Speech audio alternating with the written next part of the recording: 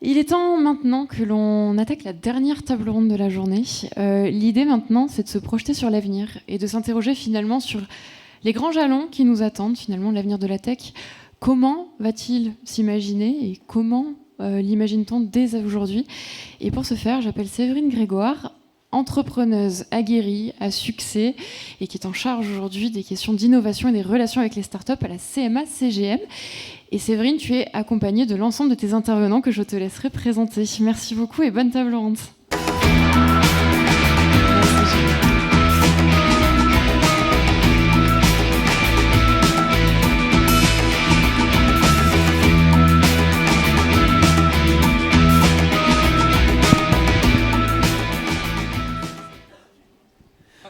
Merci Julie, bonjour à tous.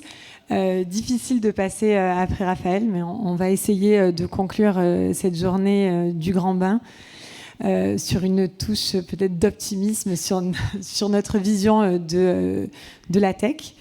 Donc effectivement, comme le disait Julie, avant de rejoindre le groupe CMA-CGM, j'ai eu un parcours d'entrepreneur et donc je suis dans l'écosystème start-up depuis longtemps puisque j'ai monté ma première start-up en 2006. Et le moins qu'on puisse dire, c'est que le paysage, l'écosystème start-up a bien changé. On a vu depuis cette quinzaine d'années l'essor de la Startup Nation, la naissance des licornes. Enfin, voilà, tout s'est développé, un écosystème qui s'est structuré également. Mais c'est vrai que là, depuis quelques mois, il y a un ralentissement. On fait face à de nouvelles difficultés, on fait face aussi à de nouveaux défis, des défis économiques, des défis réglementaires, des défis technologiques. Et donc, je suis ravie d'accueillir mes invités pour pouvoir échanger sur tous ces sujets-là. Et donc, je vais vous les présenter et je vais lire leurs titres pour ne pas faire d'erreur. Donc j'accueille Alice Pagnier, qui est responsable du programme géopolitique des technologies à l'IFRI, qui est l'Institut français des relations internationales. Bonjour Alice. Philippe Harel, qui est leader dans la communauté Data AI chez OnePoint. Thomas Bajas, directeur d'investissement chez Founders Future. Et Souley Hanoun, qui est CTO, CSO et associé de la startup 22, et qui est également CTO, tu me corriges puisque c'est un long titre, qui est également CTO et cofondateur de Neuraltech et de MyDocChain, deux startups en intelligence artificielle. Donc je pense qu'on va commencer par un sujet qui va intéresser toutes les startups qui sont présentes ici et qui concerne le sujet du financement, les levées de fonds. On voit qu'il y a un ralentissement en ce moment des levées de fonds, que ce soit en nombre, en montant. Et Thomas, puisque tu es directeur d'investissement chez Founders Future, j'aimerais avoir ton éclairage et ton avis sur ce qui se passe à ce niveau-là. Bien sûr. Désolé, ça va être un petit peu plus terre à terre et bas de plafond que l'échange avec M. Enthoven. Non, ce qu'on observe, mais c'est des chiffres que vous voyez toutes et tous, je pense, c'est que donc, le S1 2023, il y a eu à peu près 2 fois moins d'argent qui a été levé par les startups en France qu'au S1 2022, principalement sur des startups plutôt en grosse, donc série B, post-série B. Il y a énormément de bridges qui sont demandés par les startups qui sont déjà en portefeuille de fonds VC, d'extension de tours, que vous voyez aussi peut-être. Il y a des down rounds, des valorisations qui baissent de 10, 15, 20, jusqu'à 80% pour certaines grosses scale-up surfinancées. Et donc ça, c'est plutôt pour le gros, le late stage. On a tendance à penser que pour le seed et la série A, tout va bien. C'est évidemment plus facile. On continue à lever de l'argent, les startups continuent à lever de l'argent, mais j'ai un peu tendance à penser que c'est masqué, en tout cas en termes de montant, par des méga tours de financement de grosses startups qui vont lever des seeds à plus de 50 millions. Et Thomas, comment tu expliques justement cette concentration des levées sur des grosses startups ? Je pense que c'est un effet de mode, d'une certaine manière, sur certaines thématiques autour, donc on en parlait et on en parlera de l'IA, autour du climat, qui sont des mots-clés qu'on voit aujourd'hui dans toutes les présentations de startups qui nous sont envoyées. Et c'est notre rôle d'investisseur de se mettre en capacité de faire le tri entre ces startups qui ont un vrai modèle transformatif, que ce soit sur l'IA ou sur le climat ou sur d'autres. Mais ça, c'est vraiment les mots-clés qu'on voit beaucoup. Et se mettre en capacité d'aller financer aussi de la R&D, des infras, du hardware sur ces sujets-là. Mais ouais, voilà, c'est vraiment sur ces sujets-là qu'on voit ces méga levées. Et donc, j'ai tendance à penser que c'est des gros arbres qui cachent une forêt de beaucoup de tours de pré-seed et de seed qui ont plus de mal parce qu'ils ont moins les codes, moins le réseau à lever. Ils cherchent à lever des plus petits montants. Et je pense que ouais, on le voit beaucoup moins. Donc on voit que le contexte est compliqué pour les startups, pour les jeunes startups qui cherchent un accès au financement. Parce qu'il y a, pardon, je rajoute juste, il y a aussi beaucoup moins de business angels.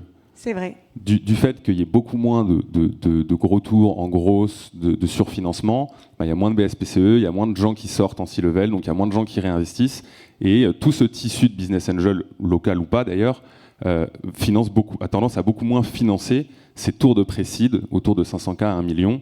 Et après, venir mettre le pied à l'étrier et nous passer les deals pré-seed, seed, au-delà. Ça, on le voit beaucoup moins en effet. D'accord. C'est vrai qu'on voit que c'est plus compliqué. Pourtant, chez Founders Future, vous venez d'annoncer la semaine dernière la levée de fonds de votre nouveau fonds. Et vous venez de lever 150 millions d'euros. Donc, si vous avez des projets, il est venu les poches pleines. Hein, donc, n'hésitez pas. Donc, donc vous êtes un fonds qui investit sur des phases de seed et de pré-seed. Donc j'imagine que ce nouveau fonds laisse penser que vous croyez toujours en l'avenir de la tech, au financement des startups. Et donc comment tu vas déployer cet argent? Tu vas être plus prudent que les fonds précédents sur les valos, sur le choix justement des startups, des sujets. Comment vous allez procéder? On a fait un premier closing à 75 millions. Et on a l'objectif d'atteindre 150 millions. On en est très content. Non, c'est ce que je disais, il y a plusieurs éléments. D'abord, c'est qu'il y a un retour à une forme de normalisation sur les KPIs économiques et la marge, la rentabilité, qui sont beaucoup plus regarder, observer, et on prend le temps de faire une vraie due diligence. Il y a 1 an, il y a 2 ans, il y a 3 ans, il y a des tours qui pouvaient se closer en 2 heures, 2 jours, levés sur un bout de PowerPoint dans une boucle WhatsApp. Aujourd'hui, c'est plus du tout le cas, et les entrepreneurs s'attendent plus du tout à ça. Donc nous, on prend le temps, on prend quelques semaines, quelques mois, le temps de se forger une conviction sur des marchés dans lesquels on a vraiment envie d'investir et qui sont véritablement transformatifs. C'est ce que je décrivais. Il y a l'IA, il y a le climat notamment, mais il y en a évidemment beaucoup d'autres.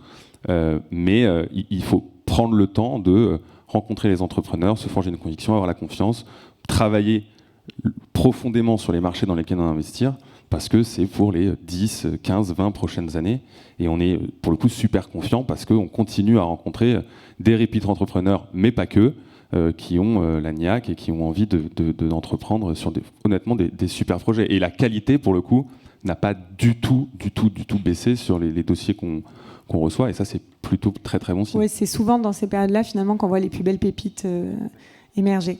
En France, on a quand même de la chance, on a la BPI, on a des dispositifs comme le plan Deep Tech, comme France 2030, qui vraiment accompagnent justement le financement des startups. C'est quand même un dispositif qui est unique en Europe, voire dans le monde.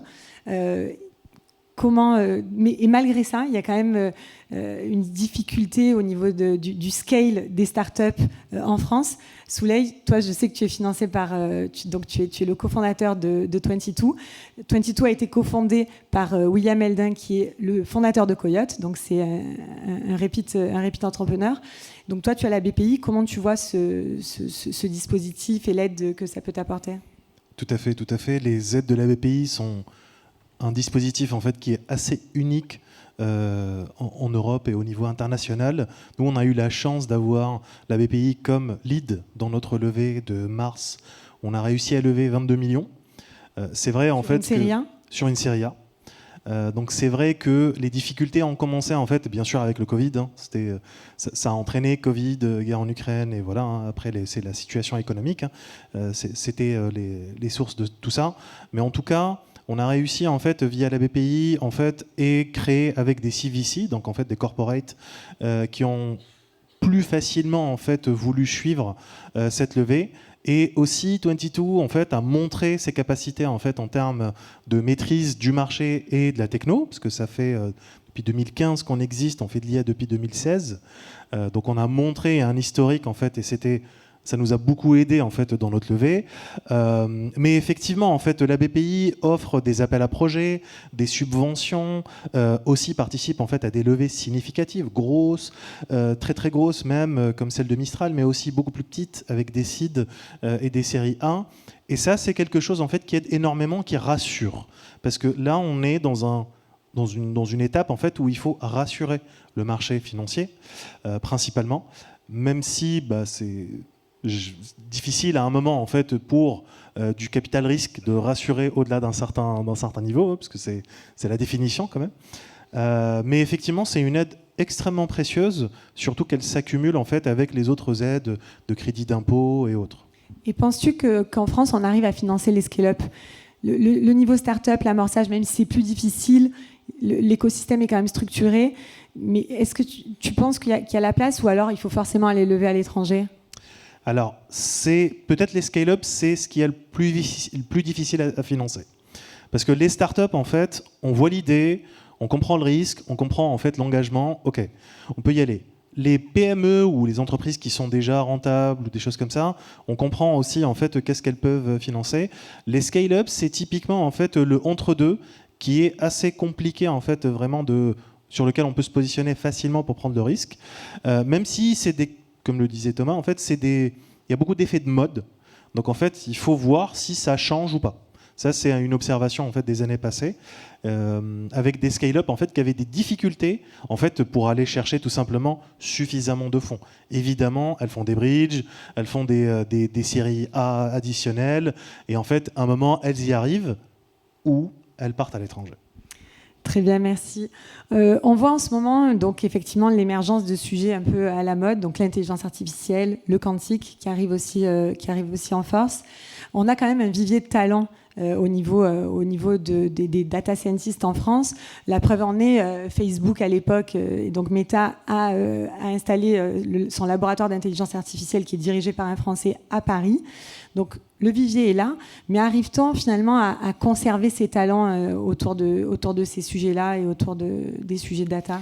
Alors, effectivement, on a un très bon vivier qui est dû aussi à tout ce qui est l'aspect éducation. Et par contre, ce vivier, une certaine partie partent à l'étranger pour travailler sur d'autres projets. Après, on a quand même plusieurs armes qui sont à notre disposition pour essayer de les retenir et les enthousiasmer pour rester en France. On a l'aspect, par exemple, on parlait des problématiques climatiques. Les startups dans lesquelles vont certaines personnes ailleurs ont peut-être moins de ressenti d'urgence lié à tout ce qui est climatique. Il y a l'aspect éthique aussi, et éthique et les régulations qui viennent, ou au moins dont on amorce les discussions, deviennent de plus en plus importantes, en tout cas en France, on en parle, là où ça peut être beaucoup moins important. Et donc il peut y avoir des considérations qui frappent quand même un peu les gens quand ils se disent « Tiens, je vais aller travailler pour une start-up à l'autre bout du monde ». Quel est le niveau d'éthique et de biais culturels qu'il peut y avoir dans le développement de produits, etc. Donc il y a ces deux armes-là. Il y a aussi l'aspect formation. Nous, par exemple, chez OnePoint, on forme énormément les compétences sur les heures de travail. Donc on ne passe pas nos week-ends à se former. Et souvent, le rythme de travail peut être plus intéressant en France par rapport à l'étranger. Et après, il faut regarder un petit peu l'écosystème, donc celui qu'on a ici à Marseille. Il y a quand même tout un vivier de start-up qui discutent ensemble, qui font des projets ensemble. Il y a des partenariats qui se nouent. C'est quand même sacrément intéressant. Je ne pense pas qu'on ait vraiment à rougir de ce qui se passe à l'international. Donc, un dernier point sur l'aspect formation. Je pense que travailler à l'état de l'art, beaucoup de startups à l'étranger disent que voilà, si vous êtes embauché chez nous, vous travaillerez à l'état de l'art, vous allez travailler sur un framework qu'on va sortir dans 1 an, 2 ans, etc. Nous, les travaux qu'on fait ou qu'on implémente, l'état de l'art n'est pas si loin que ça par rapport à ce qui existe en open source. Il y a une percée de l'open source en termes d'état de l'art et il n'y a pas forcément d'avantage à aller travailler à l'autre bout du monde par rapport à rester en France et continuer à rester à peu près à cet état de l'art. Donc il n'y a pas forcément de grand décalage sur la qualité technologique des projets qu'on peut avoir en France. D'accord, merci Philippe. Souley, tu arrives à accéder à des talents, à recruter sur l'intelligence artificielle, sur les 3 startups IA sur lesquelles tu es ? Oui, D'ailleurs, tout tu à nous fait. raconteras comment tu fais pour avoir des side projects C'est- comme ça. Des fois, c'est compliqué, effectivement. Il y a des week-ends qui finissent pas. Effectivement, en fait, comme le disait Philippe, en réalité, en France, on a énormément de formations qui sont extrêmement qualitatives. On a plusieurs écoles, plusieurs pôles de compétitivité, plusieurs universités avec des masters spécialisés en intelligence artificielle, en data science depuis des années. Et effectivement, c'est ce qui draine aussi en fait cette fuite des cerveaux, hein, parce que c'est quand même estimé en tech assez poussée à 270 000 personnes qui partent de France en 2023. C'est une estimation qu'on verra en fin d'année. Donc c'est énorme et c'est des personnes qui sont qualifiées. On parle de quantique, on parle de sciences de la data, on parle de biotechnologie. Donc c'est vraiment en fait ce genre de profil. Effectivement, en fait, la nouvelle génération des personnes en fait qui sortent d'école ont vraiment besoin en fait de croire en un projet, croire en une philosophie d'une entreprise. Et ça, c'est vraiment important. Ça a toujours été le cas, mais c'est fondamental. Et on a réussi, nous, on a eu la chance en fait de l'identifier parce que c'est aussi l'ADN des associés et qu'au milieu start-up, c'est facile en fait de se positionner. Mais typiquement, en fait, le côté éthique en IA.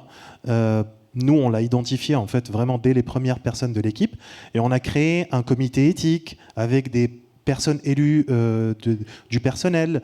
On a créé une charte éthique. Les ingénieurs participent en fait dans les aspects stratégiques. Où est-ce qu'on peut aller? Quel secteur on peut s'attaquer ou pas? Donc tout ça en fait crée en fait une cohésion autour d'un projet. Et effectivement, ça freine des départs en fait qui pourraient être beaucoup plus automatiques vu les différences de salaire. Et effectivement, comme le disait Philippe aussi, en fait, on a la même philosophie de former en interne qui participe en fait aussi dans cette notion de, en fait, on fait développer les compétences de tout le groupe et on se crée un différenciant en fait de connaissances de par la formation du groupe. Merci Souley. Justement, sur le point de vue éthique, comment la technologie peut-elle être conçue finalement pour être inclusive et accessible à tous? Je ne sais pas, Souley et Alice, on écoutera Alice aussi sur ce sujet-là. C'est une très bonne question, très complexe. Il y a plusieurs, ce qu'on appelle des biais, en fait, qui induisent, littéralement des biais qui sont induits en fait dans ces modèles, dans ces IA.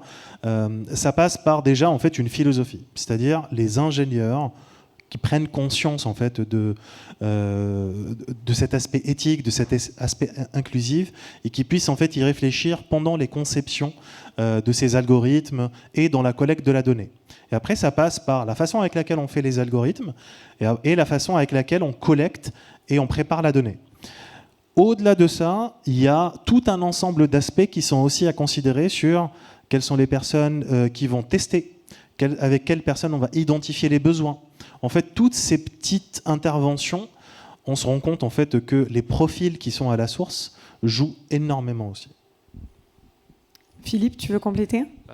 Juste compléter sur l'aspect, en termes d'éthique et les ressources qu'on positionne sur les sujets, il faut surtout être ancré dans la réalité et en fait montrer l'impact que peut avoir un projet sur la vie des gens, la vie des employés, la vie des clients, etc. Je trouve que c'est très important. Donc sur certains projets, par exemple, le fait que des data scientists aillent dans un bâtiment ou aillent dans une usine de prod et voient les résultats des algorithmes ou des modèles qu'ils auraient pu mettre en place sur la qualité au travail, sur les tâches répétitives, pour que les employés puissent se concentrer sur des tâches à plus forte valeur ajoutée, sans forcément rajouter de la charge mentale. Donc ça, c'est des choses à bien situer, à bien négocier, mais faire en sorte que les ressources qui travaillent sur les projets soient vraiment ancrées vraiment voient l'impact de leur projet. Ça, il faut que ce soit pris en compte. Ouais. Alice, quelle est ta vision ? Merci. Si on change un peu d'échelle et qu'on réfléchit à cette question de l'inclusivité de manière plus globale, parce qu'on entendait aussi dans un panel précédent la question d'inclusivité au sein des organisations, on en parle au sein des territoires, mais il faut la penser aussi à l'échelle, on va dire, transnationale, voire globale. on est dans un écosystème qui est global, où il y a un échange de connaissances, où il y a des sites comme GitHub, etc., qui sont très contributifs et qui sont ouverts. Donc l'inclusivité, c'est aussi qui contribue et qui a accès aux contributions sur ce type de plateforme. Donc il faut promouvoir ces plateformes ouvertes. Il faut aussi des politiques qui promeuvent open science, la science ouverte, c'est-à-dire le partage des résultats, y compris des résultats négatifs, des recherches notamment en IA fondamentale, en quantique, etc. Des politiques d'open data. Et il faut en fait, autant que faire se peut, éviter la fermeture des écosystèmes nationaux, parce que même si on est dans des injonctions de souveraineté technologique et numérique, dont on pourra peut-être parler, et qu'on est évidemment dans des logiques aussi de sécurité nationale, dans beaucoup de technologies qui sont critiques ou stratégiques, l'inclusivité, il faut aussi la penser en termes de contribution à ces technologies et aussi de bénéfices, par exemple pour les pays du Sud, qui peuvent bénéficier de ces écosystèmes ouverts. Bien sûr. Et d'un point de vue un peu, justement, tu as ouvert le sujet, d'un point de vue un peu plus géopolitique, l'intelligence artificielle et l'essor de ChatGPT, d'OpenAI, posent la question de la souveraineté européenne. Comment on peut se positionner par rapport à ça ? Effectivement, l'intelligence artificielle est au cœur des politiques de souveraineté numérique ou de souveraineté technologique qui sont menées au niveau de l'UE et évidemment aussi beaucoup poussées par la France. Elle est au cœur parce que même s'il y a toute une liste de technologies critiques, clairement, on l'a bien vu aujourd'hui, l'IA est une technologie habilitante aussi pour un nombre d'autres technologies et de fonctions dans la société. Il y a des énormes enjeux de compétitivité, mais il y a aussi des enjeux de modèles de société et des enjeux politiques dans l'IA. Donc ce qu'on a vu, c'est que l'Union européenne et la France ont déployé tout un tas de politiques dans les technologies critiques, et on le voit notamment au niveau de l'UE, beaucoup dans tout ce qui touche au hardware et à l'industrie, notamment dans les semi-conducteurs. On a les grands plans d'investissement, etc. Dans le quantique aussi, on voit bien les investissements. Dans l'IA, c'est un peu plus diffus parce que c'est une technologie qui est diffuse, mais il y a au cœur cette question du modèle de société qui est véhiculé par la technologie. Donc il y a vraiment un impératif de construire une alternative au modèle de surveillance techno-nationaliste chinois d'une part, et au modèle des big tech américaines basées sur l'exploitation à outrance des données personnelles d'autre part. Donc c'est vraiment un enjeu clé, effectivement, et la souveraineté européenne, c'est une chose, nationale aussi, certes, mais aussi ça se retrouve à nouveau à l'échelon individuel. La possibilité d'avoir le choix entre différentes plateformes, entre différentes options technologiques, ça rejoint aussi ce que Philippe disait sur les choix en faveur de certaines entreprises ou start-up qui ont une certaine éthique ou une certaine philosophie. Et la coopération internationale, du coup, tu crois qu'elle peut avoir, qu'elle peut jouer un rôle, justement sur ces nouvelles technologies ? Ouais, il y a un premier échelon de coopération qui est sur les enjeux de gouvernance des technologies. On en reparlera peut-être tout à l'heure. Comment on gouverne l'IA, il faut qu'il y ait une convergence au maximum entre les États, on va dire, les pays affinitaires, tels qu'on les appelle, donc les États européens, l'Amérique du Nord, certains pays asiatiques comme la Corée du Sud ou le Japon. Pour promouvoir du coup certains systèmes, certaines technologies qui sont centrées sur l'humain, qui sont de la technologie de confiance, etc. Et il faut aussi, par cet effort de promotion de la coopération, ça aussi pour bénéfice, in fine, que l'Union européenne et les États européens ne se retrouvent pas handicapés par rapport à d'autres écosystèmes d'innovation où justement il y aura peut-être moins de régulation, etc. Et après, en fait, un parallèle que je voudrais faire, c'est, mais on en reparlera, mais je veux quand même le placer pour être sûr, c'est que quand on réfléchit justement à ces enjeux de gouvernance des technologies, on peut se dire, on se met des barrières, on se handicape, etc. Mais finalement, c'est comme l'adaptation au changement climatique, c'est-à-dire que c'est une question il va falloir le faire de toute façon, donc autant en tant qu'à faire être pionnier et poser les briques de ça. Et par ailleurs, la coopération rejoint aussi ce que je disais tout à l'heure sur l'inclusivité à l'échelle globale dans un effort de développement, notamment vers les pays du Sud. Et pour que tout le monde puisse en bénéficier. Voilà, là, il y a d'autres choses à faire sur les investissements, par exemple, qu'on peut faire dans les infrastructures numériques dans les pays du Sud. L'Union européenne est investie là-dedans, aux côtés des États-Unis aussi, y compris. Il y a eu des grandes annonces cette année de financement d'infrastructures numériques dans les pays du Sud pour éviter aussi que ces pays, peut-être aient des infrastructures défaillantes ou acquièrent des infrastructures chinoises qui viennent avec tout un package derrière qui est un peu problématique. On peut aussi penser à des partages d'infrastructures, notamment de recherche et de calcul, parce que quand on pense IA, on pense puissance de calcul. Et là aussi, il y a des choses à faire pour rendre accessible au plus grand nombre dans nos territoires, mais aussi au-delà, l'accès à une puissance de calcul pour pouvoir développer des modèles, des algorithmes. Bien sûr. Et Alice, tu disais donc il va falloir y aller. Donc on y va. Et on y va avec une régulation ou sans régulation. Souley, je suis curieuse, puisque toi, tu touches aux données personnelles, à la surveillance. Alors, non. Non, donc nous, en fait, on a fait le choix de ne pas aller en fait, sur tout ce qui est biométrique volontairement. Néanmoins, on traite ces données. Pourrait le... Exactement, on traite ces données. Donc en fait, on ne peut pas juste nous faire confiance. Ce serait bien. D'ailleurs, tu peux nous rappeler ce que propose 22, parce que tout à fait. Donc 22, en fait, nous, on analyse des flux vidéo. Donc ça peut être des vidéos, des fichiers vidéo. En fait, on analyse a posteriori. Donc détecter des événements, ça peut être dans le cadre d'enquête ou rechercher des véhicules ou des personnes, mais de manière très accélérée, c'est-à-dire traiter 400 heures en 5 heures. Ou alors, en fait, c'est pour de l'analyse temps réel, donc de parcs de caméras déjà installés. Donc, en fait, ce que vous voyez à la télé, donc les murs d'écran, nous, en fait, on va détecter en fait des événements par intelligence artificielle, donc libérer les opérateurs et les laisser en fait effectivement utiliser une intelligence humaine pour vraiment les problématiques complexes qui demandent une expertise, parce que les humains ne peuvent pas regarder un écran pendant 5 heures. Au bout de 20 minutes, il n'y a plus personne. Enfin, on est construit comme ça. Donc en fait, c'est juste des tâches répétitives, en fait pénibles. Nous, on va venir automatiser, toujours pour donner une aide à la décision, pour venir donner l'accès à l'information. Et après, c'est toujours l'humain qui va utiliser, construire cette information. Donc oui, nous, on a fait le choix en fait, de ne pas utiliser des données personnelles, mais on a suivi, en fait, on a travaillé avec la CNIL dès jour 1 de la GDPR, par exemple. Donc toi, tu es plutôt favorable pour une régulation, mais une régulation souple, mais ça risque pas de nous handicaper en Europe? Ça nous handicape. C'est pas que ça risque donc, de coup, ça nous rejoint handicape. Notre conversation de tout à l'heure dans la place des startups françaises, voire européennes, sur le plan international. Tout à fait. Il y a un vrai en fait équilibre à trouver. En fait, on paye quelque chose en fait qui est justement en fait cette régularisation et ce contrôle en fait qu'on essaie d'instaurer, de pas faire en fait d'erreurs graves. Ce qui est nécessaire en réalité, sauf que ça, on voit que ça nous handicape. Nous, c'est très clair. Néanmoins, en face, en fait, on nous écoute.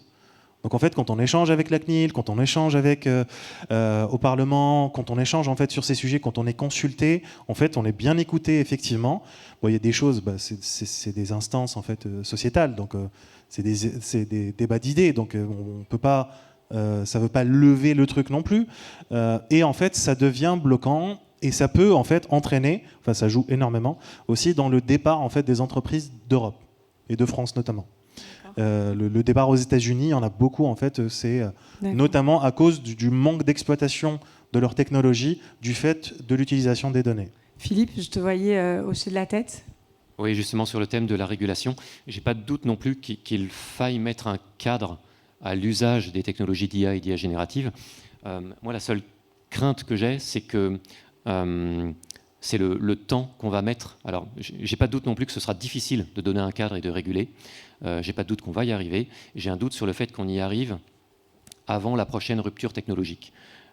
Et ça, j'ai très peur qu'il y ait la révolution sur le quantique qui arrive avant qu'on ait pu réguler tout ce qui se passe autour de l'IA. Là, on arrive à réguler la data, enfin RGPD, il y a l'AI Act qui arrive, donc il y a des instances qui se mettent en place. Il y aura encore des débats à l'échelle française, européenne, mondiale, etc. Il faut juste qu'on arrive à le faire avant que les prochaines ruptures technologiques arrivent. Merci Alice. Et Thomas, tu voudras nous donner ton avis ?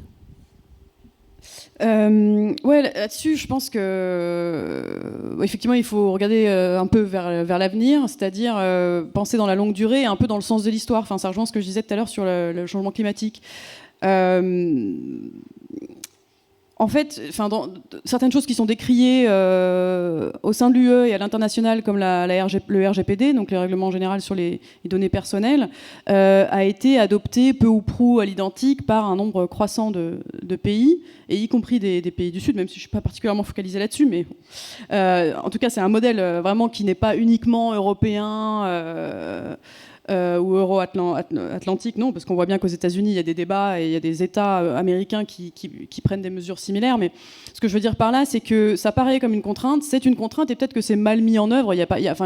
Dans régulation, il y a régulation efficace, régulation, voilà, comment elle est mise en œuvre. Enfin, c'est pas la régulation en soi qui est problématique, c'est parfois le diable est dans les détails, etc. Mais néanmoins, là, il y a beaucoup de pays qui attendent de voir les actes européens comme un modèle pour leur future gouvernance au niveau national aussi.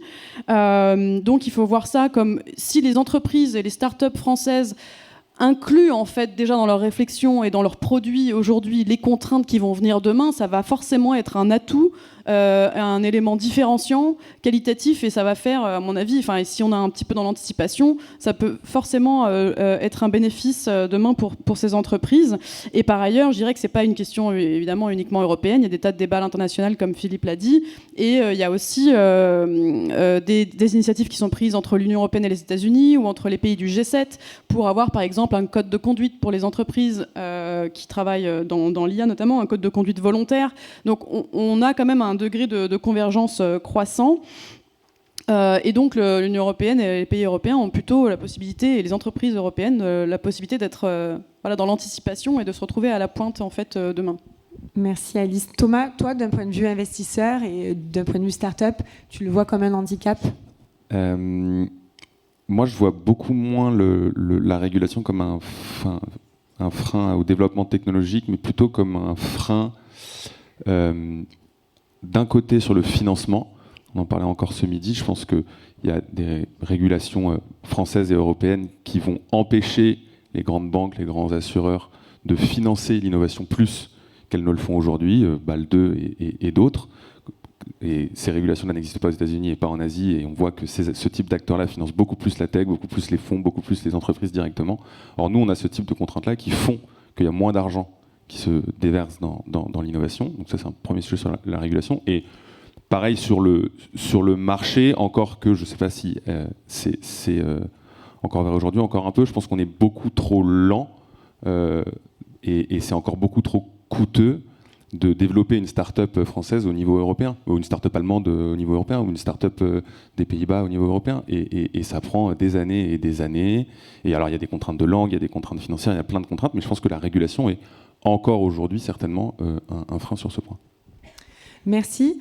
Avant de conclure cette table ronde et de nous donner votre vision sur la tech de demain, peut-être qu'on peut voir s'il y a des questions dans la salle. Je ne sais pas si quelqu'un veut prendre la parole ou poser des questions à nos intervenants. Et s'il n'y a pas de questions, je demanderai donc à vous quatre de nous donner votre vision sur la tech réenchantée, comment réenchanter la tech pour les prochaines années dans un contexte donc un peu plus difficile que les dernières années sur cet écosystème startup. C'est un peu ce que je décrivais. Moi, je pense qu'il y a vraiment 3 piliers indispensables au développement de la tech. Premier, le financement. Donc on en a parlé, il y a, je pense, le frein réglementaire, il y a un frein culturel aussi. En France, on a décidé de traduire venture par risque. C'est quand même un sujet à mon sens, et ça montre aussi culturellement comment on voit ce type d'actif qu'est la start-up. Donc il y a un sujet encore sur le financement sur lequel il y a encore beaucoup à faire à mon sens, de prise de conscience des institutionnels, des corporates, de toute la société d'ailleurs.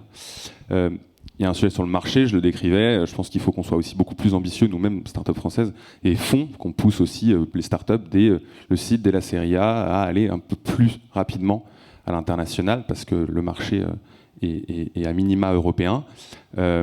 Et là où, par contre, sur le troisième pilier, qui est vraiment, à mon sens, la véritable matière première du développement de la tech, et qui est vraiment un motif ultra positif pour l'état des lieux qu'on a, nous, en France, c'est que je suis impressionné chaque jour de la qualité des dossiers, la qualité des équipes, la qualité des ingénieurs, la qualité des scientifiques, la qualité des entrepreneurs, partout en France.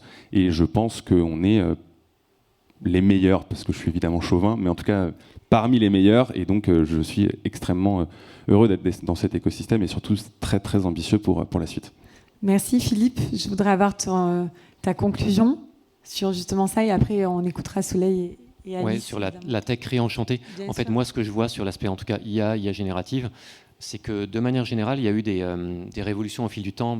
Raphaël Enthoven parlait des écrans tactiles qui sont arrivés, qu'il y a 20 ans, on n'en avait pas forcément. Maintenant, c'est naturel pour un enfant de considérer un écran comme tactile.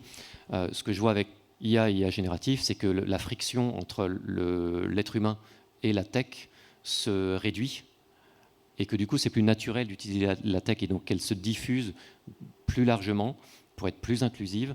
Et je pense que la tech de demain sera moins tech dans le sens où il y aura peut-être moins besoin de compétences pures tech et plus de compétences de gérer des interactions entre deux êtres humains, avec peut-être de l'IA entre les deux, connecter divers systèmes et humains ensemble. Donc je pense qu'il y aura des compétences non seulement tech, mais qui vont s'ajouter à des compétences non tech, peut-être de sociologie, de sciences humaines, de psychologie.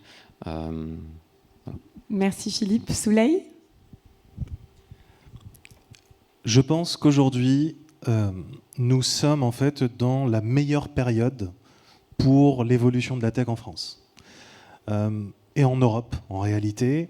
L'Europe, en fait, a complètement raté le virage Internet dans les années 90.